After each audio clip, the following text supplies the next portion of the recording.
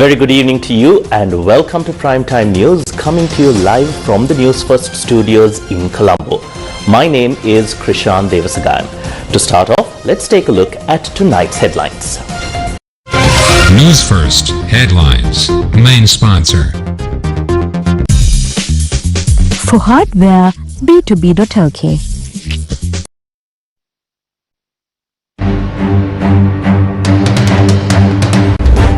Depression causes heavy rainfall in the north. Strong winds batter some areas. Met Department predicts rain to weaken by tomorrow. Foreign direct investment target for 2026 is $1.5 billion.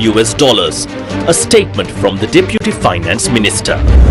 Prime Minister Harini states preschool education will be adapted into a single curriculum. අපිට අවශ්‍ය වෙනවා පෙර පාසල් අධ්‍යාපනය එක රාමුවකට ගන්න. එක curriculum එකට එක විෂයමාලාවකට ගන්න. Gammadda Care and Dare launched in Kotmale to provide relief to people affected by recent disasters. Greenland's political leaders issued joint statement against rising threats from the USA.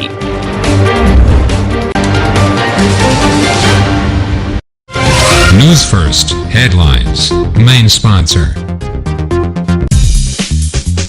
For safety items, b2b.lk.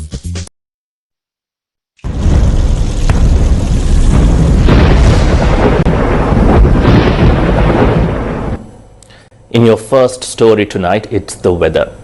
The deep depression that was over the Bay of Bengal has weakened into a depression and is currently moving across the northern coastline between Trincomalee and Jaffna.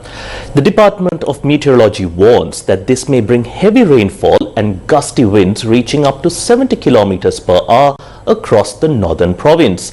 Now, by this afternoon, the epicenter of this weather system was positioned around 20 kilometers to the east of Mullaitivu. The Met Department states that the depression is expected to weaken by tomorrow.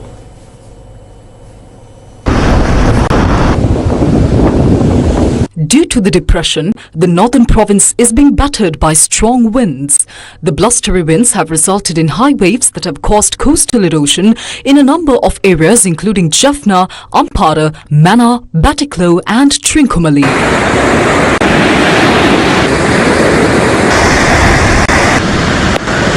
What is the latest weather forecast? The Met Department also warns that strong winds of between 40 to 50 kilometers per hour can be expected in the districts of Puttlam, Matale, Trincomalee and Nuwara Eliya. We expect intermittent showers in the northern province as well as in the districts of Puttlam, Anuradhapura and Trincomalee. Certain areas in the northern province can expect rain exceeding 100 millimeters. In addition, rain can be expected in the Kurunegala, Matale and Polonnaru districts. Showers or thunder showers can be expected across other areas. What areas should the naval and fishing communities be cautious of? The Met Department warns the naval and fishing communities not to engage in any activities in the following areas: the seas from Galle to Colombo, Puttlam to Kankasanthre and Trincomalee to Batticaloa across Pothuwil. In what areas have the warnings been removed? The Met Department says that the warnings in place from Galle to Hambantota via Pothuwil have now been removed, adding that the naval and fishing communities can now engage in activities in these areas. What is the status of landslide warnings? The Level 2 or Amber landslide warnings continue to be in effect in the following Divisional Secretariat divisions: Kandy District, Ududumbara and Minipe, Matale District, Bilgamua, Badulla District, Passara, Badulla, Haliala, Megahakula, Kandakatia, Ballymadda, Lunugala and Uva Paranagama. Matale District, Laggala, Pallegama, Naula, Rattota, Ukubela and Ambanganga Korale. Nuwara Eliya District, Mathurata, Hangulankata, Balapane and Nildanda Hinna. The Nuwara Eliya Divisional Secretariat Division in the Nuwara Eliya District has a Level 1 landslide warning in place. Senior Geologist of the National Building Research Organisation, Dr. Vasanta Senadira says that the warnings applicable to the mentioned areas could change with the sudden fluctuations in the current weather conditions. Gammadda Care and Dare. This is Gammadda's latest initiative to support communities affected by Cyclone Ditwa and was launched today in Kothmale. It has been over a month since Cyclone Ditwa struck, but our people are still facing hardships. The pain endured by those affected has not lessened, yet the courage and resilience of our people remain unwavering. Gammadda rose to the occasion within 24 hours to stand alongside our people. Our first step was to provide immediate relief and support to those affected by the disaster. Our vision is a nation that rises again.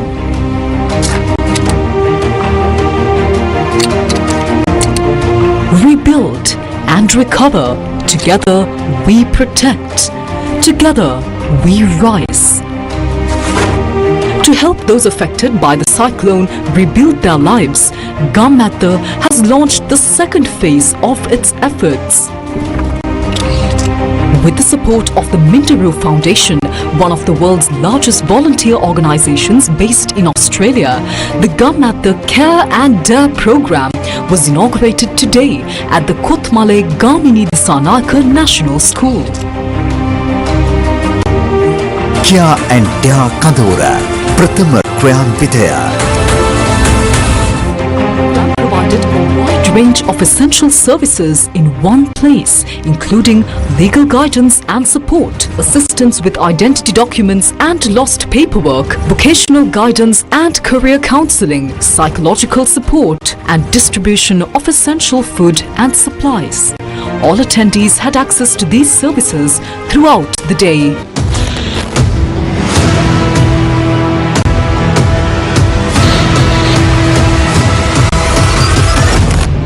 Gammadda Care and Dare program was officially launched today, led by Group Director of the Capital Maharaja Group and leader of Gammadda, Siobhan Daniel, and Chief Executive Officer of MTV Channel Private Limited and Deputy Leader of Gammadda, Yasarat Kamal Siri, together with the Gammadda team. State officials representing the area, along with other distinguished invitees, were also in attendance at this inauguration ceremony.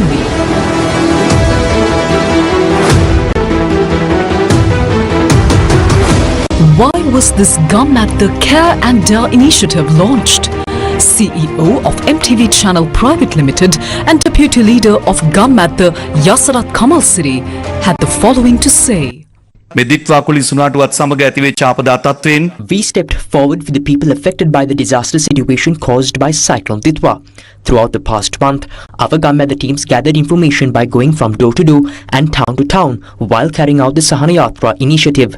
Although we responded immediately and provided essential relief supplies, we know there is still more to be done. This time, every aspect of the program was organized according to a clear plan and proper methodologies. That is how we were able to bring the Care and Dare program to Kothmale for the first time. This is not something we can do on our own. You know that a significant amount of funding is needed to carry out an initiative of this scale. Recognizing its importance, Australia's Minderoo Foundation has generously partnered with Gammadda. I would like to express our sincere gratitude to everyone at the Minderoo Foundation for supporting the people of Sri Lanka during this time of disaster. Many sectors are working together, and I believe that collective effort is the true strength of this initiative. I do not think a program of this nature has been organized in the recent past. If we continue this work and effectively reach the affected communities, we can help solve many of their problems. How important was this Care and Dare camp to the people of Kothmale? The Divisional Secretary of Kothmale East shared the following with us. Our region suffered significant damage due to Cyclone Ditwa. While we have managed to cope with that, it is now time to stop focusing on the past and look toward the future. We need to rise again. It is impossible for state officials alone to accomplish this task. We have many serious responsibilities to carry out, and your support in this endeavor is invaluable. Thank you to everyone contributing to this program and joining us today in helping our community rise again.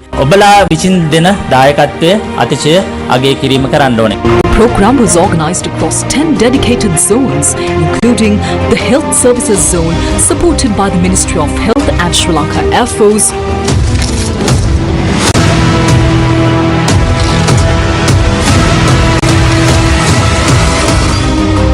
Nutrition Zone, distributing nutritional packs for pregnant mothers and children.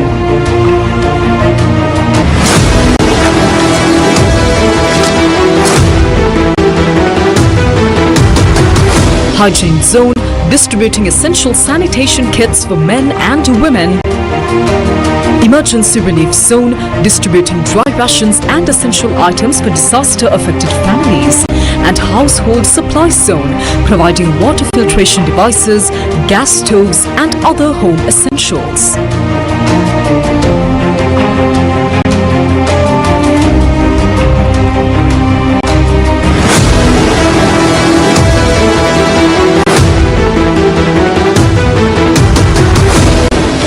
වටිනවා ඉතින් මේ දේ ඇත්තටම මොකද අපි ගොඩක් ජනතාව අසරණ වෙලා ඉන්නේ මේ වෙලාවේ අපිත් ඇතුළුව සමහර අයට ડોක්ටර්ස්ලා ගාවට යන්න විදිහක් නැතුව එහෙම ඉතින් හිටපු අය හිටියා අපි හොඳයි කියලා තමයි සර් හිතන්නේ එමෙදාම ඔයගොල්ලෝ කොච්චර උදව් කරනවද අපි බලනවානේ ටීවී වල ගොඩක් සතුටුයි අපිට මේ වගේ වැඩසටහන ඔබතුමාලා කරන මේ සේවය කොත්මලේ ජනතාව මුළු මහත් ජනතාවම ඒ ගැන අපිට ගොඩක්ම සතුටුයි මහත්තයෝ. Tushari Thennakoon, District Secretary of Nuwara Eliya, highlighted the importance of Gammadda care and dare. මේ විදිහේ ආපදාවක් වුණාම පළවෙනියට මෙන්නේ rescue. When a disaster of this magnitude occurs, rescue teams are the first to arrive. That phase is now complete. Then come the disaster response teams. We have supported them to the best of our ability and contributed to their efforts. And that phase too is now complete. Now we move to the most important phase, rebuilding. That means restoring the lives of those affected and, if possible, making them even better than before. I wish to extend a special thanks to Gammadda. In all three stages I mentioned, you worked hand in hand with the state mechanism and took great responsibility to ensure that everyone who needed support and assistance received it. Thank you for that. The District Secretary offered her special gratitude to the Minderoo Foundation of Australia, which partnered with Gammadda for this initiative. Australian Minderoo team, I would greatly appreciate your commitment and thank you so much for the support given to the Gammadda, and that will directly came to Kothmale, which was highly affected due to the cyclone. Thank you so much for your contributions. Additionally, the Care and Dare program included a legal services zone in partnership with the Sri Lanka Bar Association,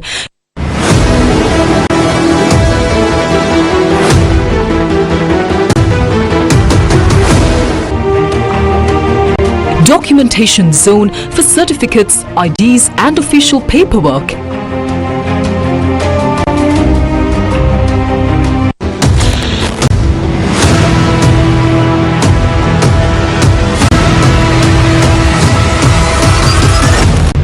and a vocational guidance zone in collaboration with the National Apprentice and Industrial Training Authority, providing career guidance and skill development.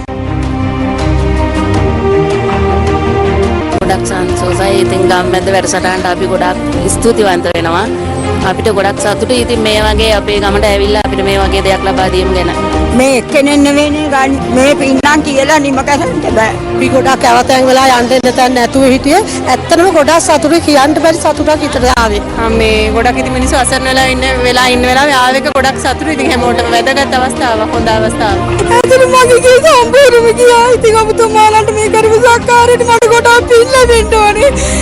Leader of Gammadda, Siobhan Daniel, thanked the Minderoo Foundation for its generous contribution to this initiative. I'd like to particularly mention Dr. Andrew Forrest, Nicola Forrest, and everybody at Minderoo, including Haley, Catherine, Serena, and Nell, and of course the CEO, John Hartman. What you've done with the support you've given to Gammadda is change lives and make an impact immediately. You're going to be helping communities left completely destitute after the cyclone hit these regions. You're going to give them an impetus to stand up once again. Today, their lives will change because they will experience a medical camp. They will also be able to resolve their legal problems. They'll be given emergency relief items as well. And this camp is the first of 10 that we've planned out in the most affected areas. So heartfelt thank you, not just from Gammadda, but from everybody here, to everybody at Mindaru for standing up and supporting Sri Lanka at this time. It means a lot. The first phase of Gammadda Care and Dare in Kootmale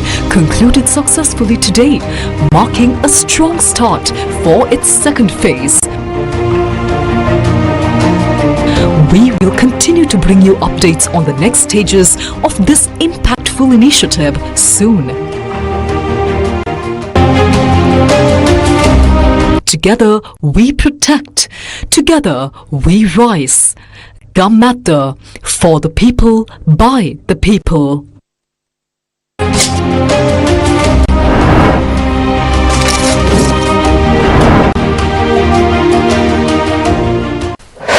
Newsfirst, with the people. A program to provide immediate solutions to the human-elephant conflict across the island was launched today. The program commenced with the reconstruction of elephant fences that got destroyed by Cyclone Ditwa. 838 kilometers of elephant fences across the island have been destroyed due to the recent weather disasters. Anuradhapura, Polonnaruwa, Trincomalee, Kurunegala and Puttlam are the main districts where elephant fences have been destroyed the most. A special coordinating committee meeting to reconstruct the elephant fences was held this morning at the auditorium of the Polonnaruwa District Secretariat with the participation of public representatives and government officials of the Polonnaruwa district.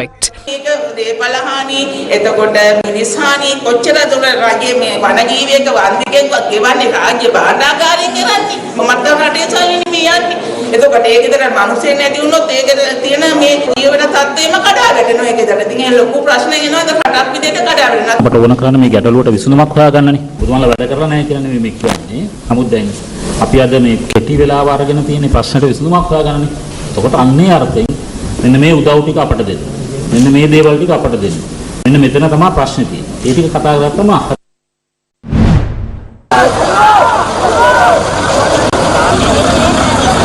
This protest took place in the Thanamalvilla area. Residents of the area protested, blocking the Thanamalvilla Balangoda road, requesting an urgent solution for the human-elephant conflict prevalent in the area.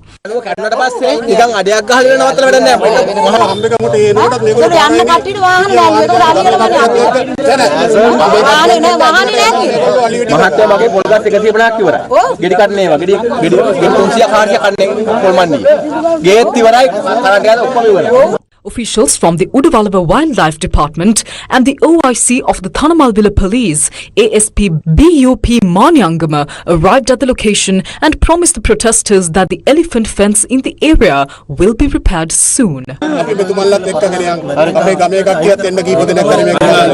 The protesters escorted the officials to the areas where the fence is in disrepair at present.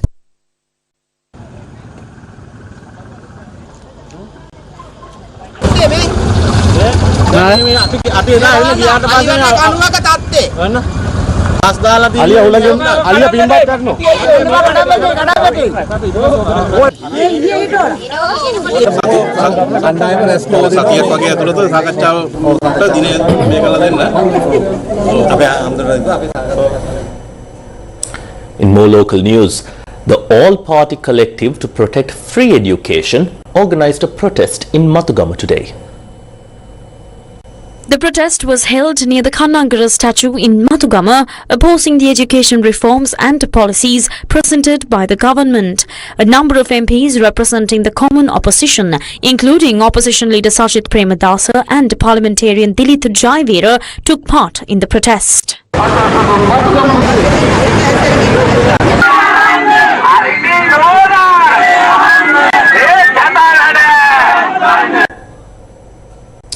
Now the women's wing of the National People's Power held another protest in the Matugama town this afternoon.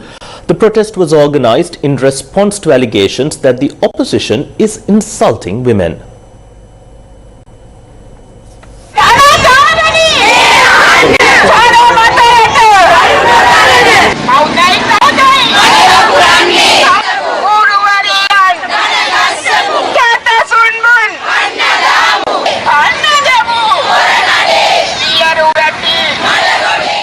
The protest was held in the centre of the Mathugama town. A group including Member of Parliament Nilanthi Kottahachi participated in the event.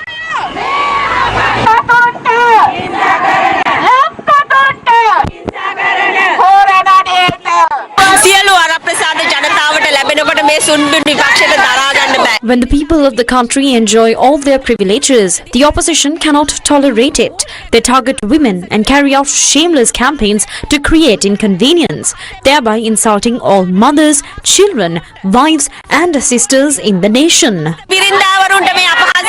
මේ අටවගත්ත සුන්බුන් එකතු කරලා හදාගත්ත විපක්ෂය කාන්තාවන් ඉලක්ක කරගෙන which is cobbled together from collected debris will have to move beyond attacking women and devise a more successful plan if they wish to make any stable political progress.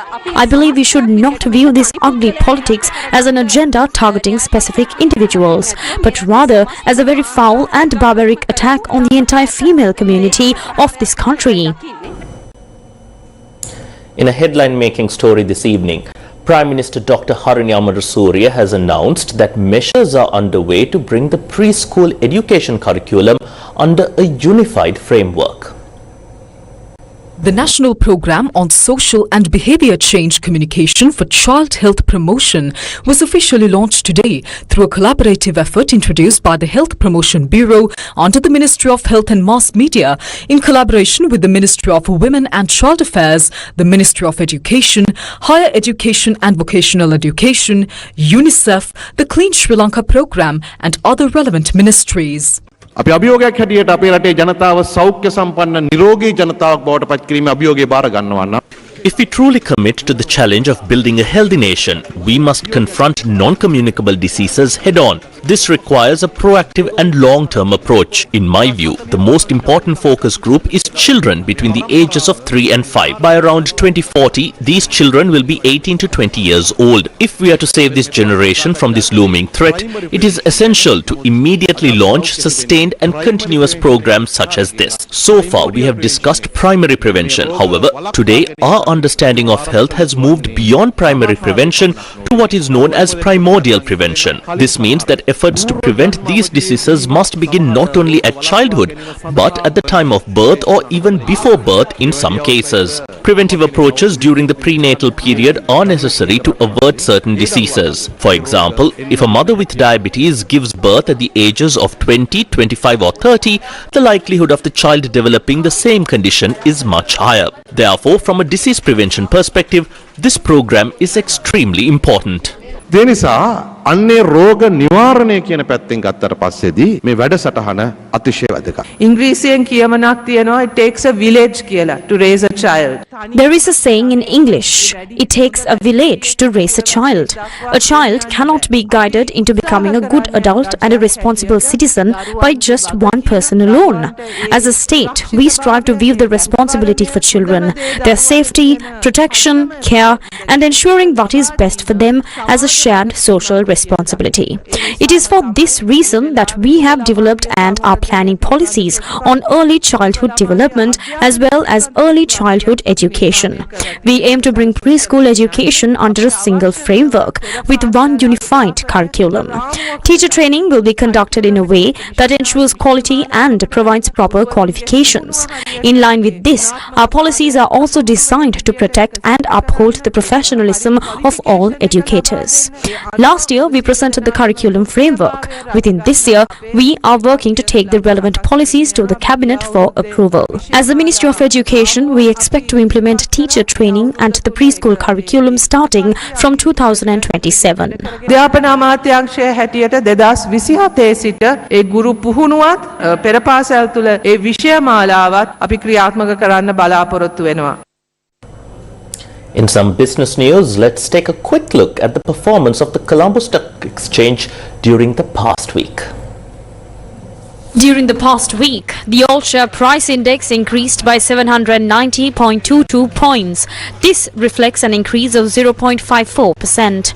When the market closed yesterday, turnover exceeded 8.5 billion rupees. The government has set a target for foreign direct investments for 2026. Minister of Labour and Deputy Minister of Finance and Planning Dr. Anil Jayantha Fernando says that the goal is to attract between 1.5 and 2 billion US dollars in foreign investment this year. He added that foreign investment exceeding 1 billion US dollars have flowed into the country in 2025.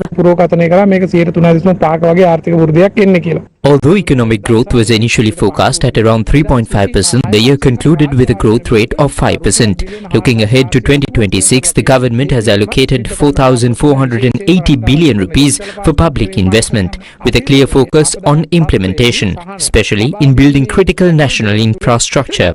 Additionally, as part of the disaster relief package, significant priority has been given to infrastructure development. A total of 500 billion rupees has been allocated for the overall package, of which 250 billion rupees is specifically earmarked for infrastructure-related interventions aimed at accelerating economic growth. වර්ධනය වේගවත් කරන්න මේ මැදිහත් වීම තියෙනවා. එතුමාද විපක්ෂයේ චෝදනා කරනවා නම ඒ කියන්නේ අලුතින් විදේශ ආයතන ලැබෙන්නේ නැහැ කියලා. අවුරුදු 20 ගානම දඟලන ඩොලර් බිලියන. For nearly 20 years after much struggle, only about 13 to 14 billion US dollars has been brought in. That is something that could not be achieved over the past 70 years. The main challenge we faced was creating the right environment.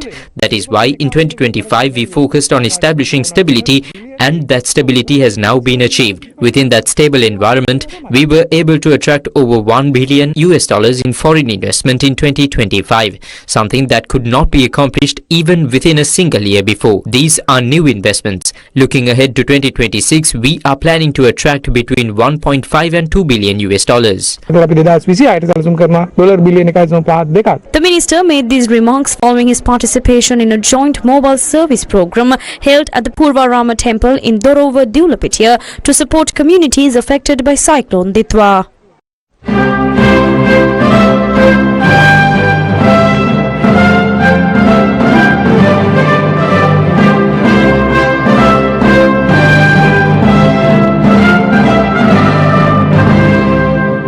Legends 966 presents Vienna Philharmonic New Year's Concert 2026. Today at 9:45 p.m. on TV1. Welcome back to the news. The second phase of the LOLC Social Welfare Initiative, You, Me, Our Nation, was carried out today in 3 schools across the Ratnapura district. This phase focuses on the reconstruction of 200 schools that were damaged by Cyclone Ditwa. The LOLC Social Welfare Initiative, You, Me, Our Nation is being implemented in 3 phases. During the first phase, over a period of 10 days, essential supplies including dry rations were distributed to people whose homes were completely damaged by Cyclone Ditwa. The second phase was launched with the aim of reconstructing 200 schools that were damaged. This phase will be carried out over the coming days, focusing on 6 districts across 3 provinces. In the Ratnapura district, which was heavily affected by the disaster, repairs were carried out at Parakadwa Mudunkodwa Vidyalaya, located in the Ratnapura Divisional Secretariat Division.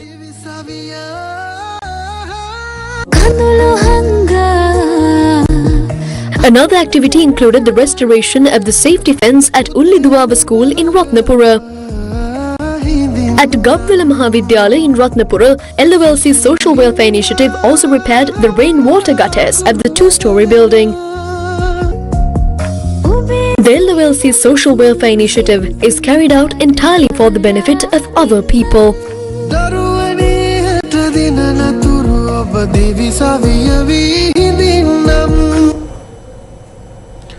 Police arrested 2 individuals in Modara today who were on their way to carry out a shooting targeting a businessman.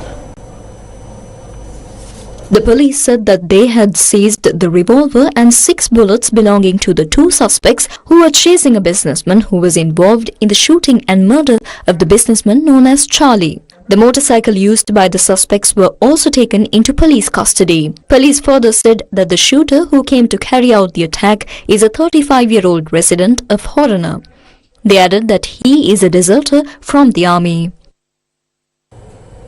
Veteran journalist Darshana Handungoda has passed away at the age of 55. Veteran journalist Darshana Handungoda, who had been receiving treatment for some time, passed away this morning at the National Hospital in Colombo. Known for moving beyond the traditional media frameworks and analyzing socio-political issues, he earned widespread recognition for his contributions to society and left a lasting mark on the country's alternative media landscape. The investigative programs he presented through the SL Desha channel sparked intense discussion within Sri Lanka's digital media space. The mortal remains of Darshana Handungoda will be placed at a private funeral parlour in Baralla tomorrow for the public to pay their final respects. The relics of 21st century saint Carlo Acutis are now being venerated at St. Anthony's Church in Colombo 3. St. Acutis is celebrated for his devotion to the Eucharist and is the first millennial Catholic saint.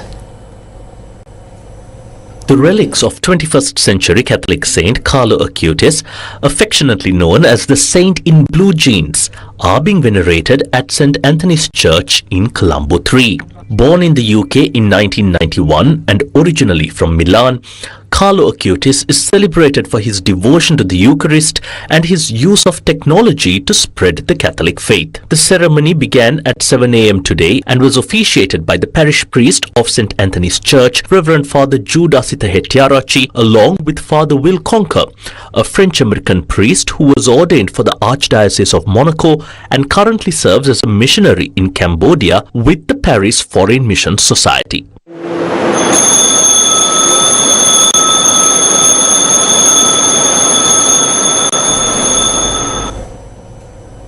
The presidential induction ceremony of the Ceylon College of Physicians took place yesterday. The Ceylon College of Physicians marked a historic milestone in Colombo yesterday with the induction of its 50th president. The event marked an important milestone for the Ceylon College of Physicians as it highlighted its continuing contribution to the advancement of medical education and specialist physician training in Sri Lanka.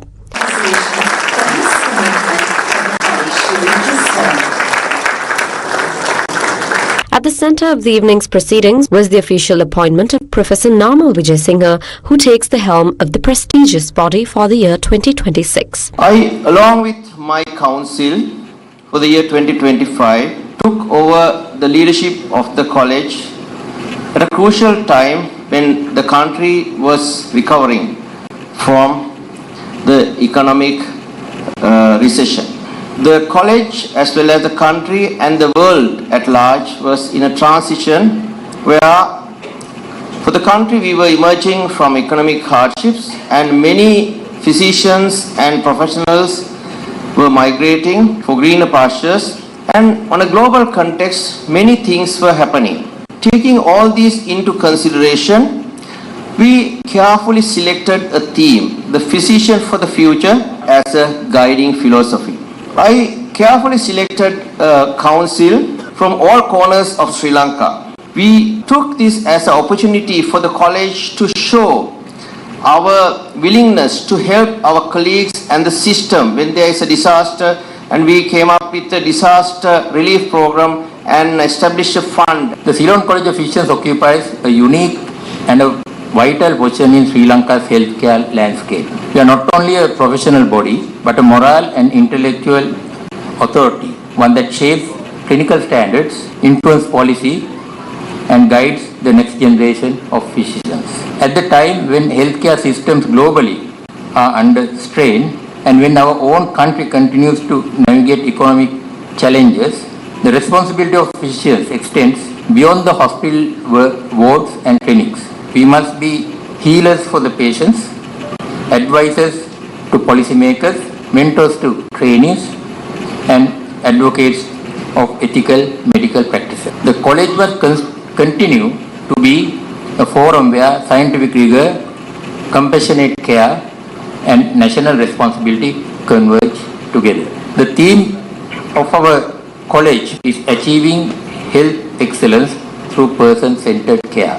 During my tenure, I intend to strengthen the college role in continuing professional development by expanding high-quality evidence-based educational programs. The college will continue to provide clear evidence-based guidance on clinical practice while serving as a strong voice in matters of medical ethics, professionalism, and patient safety. Dignitaries, members of the medical fraternity and invited guests attended the induction, celebrating Professor Vijay Singha's appointment and the future direction of the college.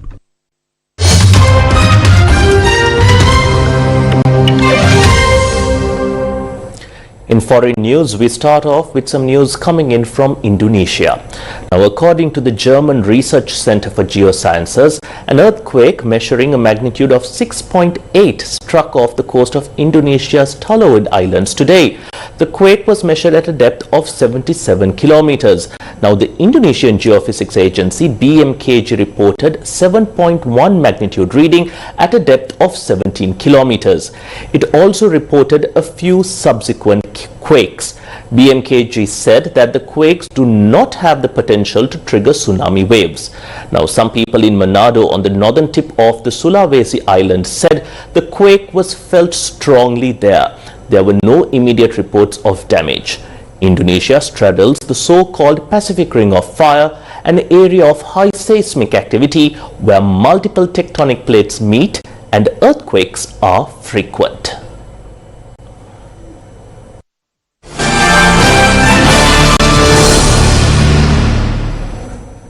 Moving on to the United States. Now, President Donald Trump says the US needs to own Greenland to prevent Russia and China from doing so. In response, the leaders of 5 political parties in the Greenlandic Parliament issued a united statement on Friday night, soon after the US President reiterated his threats to acquire the mineral-rich island. The joint statement said that Greenlanders don't want to be Americans and must decide the future of the Arctic island themselves. The statement was signed by Greenland Prime Minister Jens Frederik Nielsen, his predecessor as Prime Minister Morten B. Eger and Pelle Broberg, Aleqa Hammond and Akalu Sierimiausen. Trump is actively discussing making a potential offer to buy the island. Greenlanders have repeatedly expressed their refusal to be part of the US, with 85% of the population rejecting the idea, according to a 2025 poll. The White House said recently the administration is considering buying the semi-autonomous territory of fellow NATO member Denmark, but it would not rule out the option of annexing it by force. Denmark and Greenland say the territory is not for sale. Denmark has said military action would spell the end of the transatlantic defense alliance. Despite being the most sparsely populated territory, Greenland's location between North America and the Arctic makes it well placed for early warning systems in the event of missile attacks and for monitoring vessels in the region. How much money are you thinking of giving people in Greenland to get them on board with a possible U.S. I'm not talking about money for Greenland yet. I might talk about that, but right now we are going to do something on Greenland, whether they like it or not. Because if we don't do it, Russia or China will take over Greenland, and we're not going to have Russia or China as a neighbor. I would like to make a deal, the easy way, but if we don't do it the easy way, we're going to do it the hard way. On Greenland, Mr. President, why is it so important to you to own it when you have a military presence there, which you could expand to affect security? Because when we own it, we defend it. You don't defend leases the same way. You have to own it.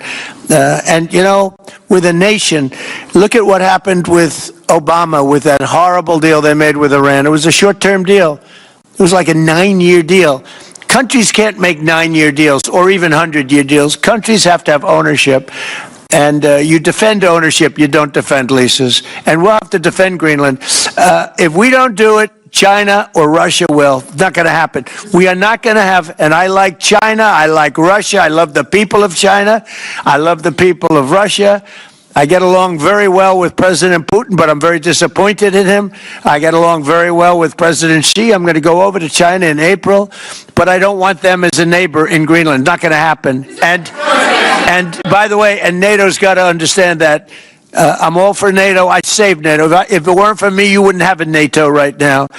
But we're not going to allow Russia or China to occupy Greenland, and that's what's going to happen if we don't.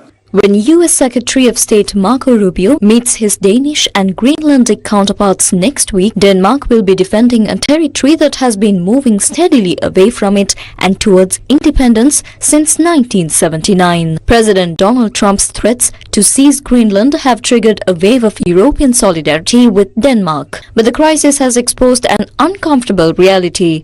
Denmark is rallying support to protect a territory whose population wants independence and whose largest opposition party now wants to bypass Copenhagen and negotiate directly with Washington. Moving over to the Middle East, Iran's Supreme Leader Ayatollah Ali Khamenei has called anti-government protesters in the country as troublemakers who are trying to please the President of the United States. Iran also sent a letter to the United Nations Security Council blaming the US for turning the protests into what it called violent subversive acts and widespread vandalism in Iran. Trump, meanwhile, said Iran was quote-unquote in big trouble. The protests in its 13th day erupted over the economy and the crash of the local currency.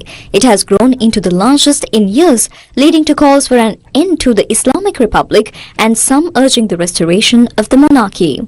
At least 48 protesters and 14 security personnel have been killed, according to human rights groups. An internet blackout is also in place. The heart of the President of the United States is happy, because he has said that if the government of Iran does anything, I will come and get you. This is the side of these extremists and people who are harmful to the country. In his own country, there are sinful incidents. His hand is stained with the blood of more than 1,000 Iranians. If he claims to be a supporter of the Iranian people, he is an inexperienced and thoughtless individual. Certain people accept and act according to his wishes, engaging in acts of sabotage and arson merely to please him. It must be clearly understood that the Islamic Republic was established through the sacrifice of hundreds of thousands of honorable individuals, and those who opposed it have failed.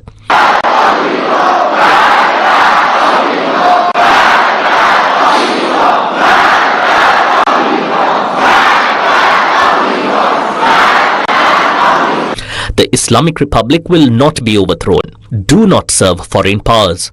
Whoever you may be, if you become an agent of foreigners and act on their behalf, the Iranian nation will disown you, and the Islamic establishment will likewise reject you. از آحاد مردم به شهادت رسیدن. این شخص گفت که من دستور دادم.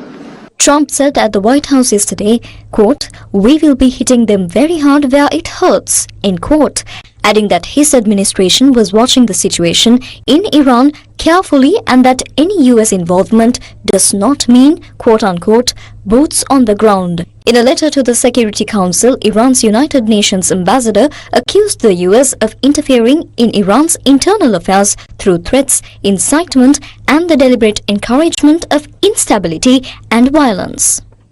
In response, United Nations Secretary-General spokesperson Stefan Dujarric said the UN was very disturbed by the loss of life. Meanwhile, Iran's Crown Prince Reza Pahlavi is trying to position himself as a player in his country's future.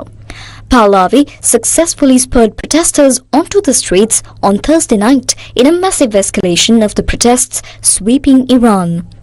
Pahlavi issued calls rebroadcast by Farsi language satellite news channels and websites abroad for Iranians to return to the streets on Friday night, which they did. He has called for further demonstrations this weekend. What is unknown is how much real support the 65-year-old Pahlavi, who is in exile in the US, has in his homeland. The world's largest free trade zone is soon to be created with a majority of the 27 European Union member states. The creation of this free trade zone comes after 26 years of negotiations. A majority of European Union countries gave the go-ahead for the bloc to sign the Mercosur free trade deal with Brazil, Argentina, Uruguay and Paraguay after decades of negotiations. Diplomatic sources said at a meeting of representatives from the 27 EU countries in Brussels, a sufficient number of participants agreed to the planned signing of the deal. According to the European Commission, the new free trade zone with more than 700 million inhabitants will be the largest of its kind in the world. The controversial deal has been in the making for more than 25 years.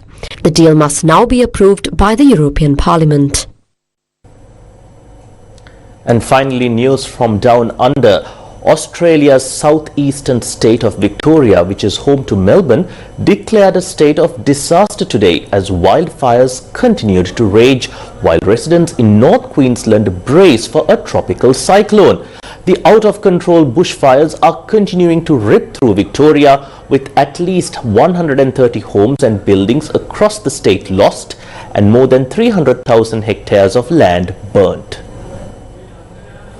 The declaration issued by Victorian Premier Jacinta Allan covers 18 local government areas and an alpine resort, reflecting the scale of the threat facing one of the country's most fire-prone regions. Allan said that as of Saturday morning, about 300,000 hectares of land has burned and at least 130 structures across the state have been destroyed.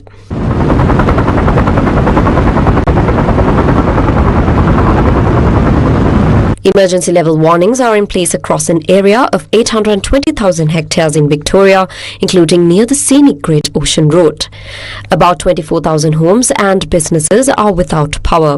A state of disaster grants the government sweeping emergency powers, allowing officials to requisition private property for the response, restrict movement and order mandatory evacuations to protect lives. Victoria, which was hit by Australia's worst ever fires in 2009, has a long history of catastrophic bush blazes. Authorities warned the situation could deteriorate further in some parts even as heatwave conditions are easing.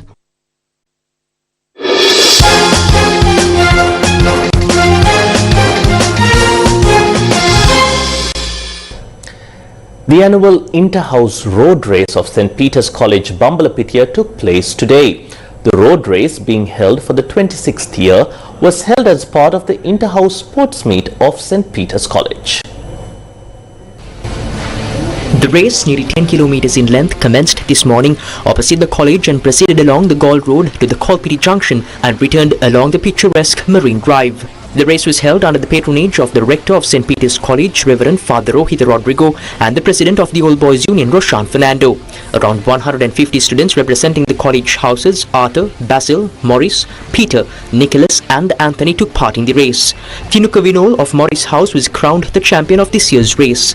Tenuka Devdas of the Arthur House and Ajesh Kejan of Basil House were crowned runner-up and second runner-up respectively. The annual Inter-House Sports Meet of the Vihara Mahadevi Girls School in Kandy was held today at the Bogambara Stadium. Deputy Minister of Sports Sugat Tilakaratne and track and field athlete Safia Yamik graced the event as its chief guest. The 53rd anniversary of the school was also held concurrently. Well, on that note, we wrap up this edition of Primetime News. Thank you for watching. Take care, good night and God bless you.